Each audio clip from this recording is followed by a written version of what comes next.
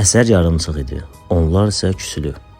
Söhbət məşhur Hicran tamaşasından gedir. Salam melek! Hicran tamaşası ilk dəfə 1973-cü ildə səhnələşdirilib.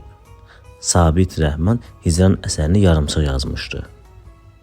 O vaxt teatrda bir üçlük vardı. Nəsibə Zeynalova, Siyavuş Aslan və Hacıbaba Bağırov. Bu üçlü Hicran tamaşası ilə bütün Azərbaycanda məşhur oldu. Bir dəfə Nəsibə xanım xəstələndiyi üçün Moskvaya müalicəyə gedir. O oynadığı qızbacı rolunu başqa aktris oynayır və tamaşa uğursuz olur. Bundan xəbər tutan Nəsibə xanım aktyorlardan inciyir. Bundan sonra bir daha qızbacı rolunu ifa etməyəcəyini bildirir.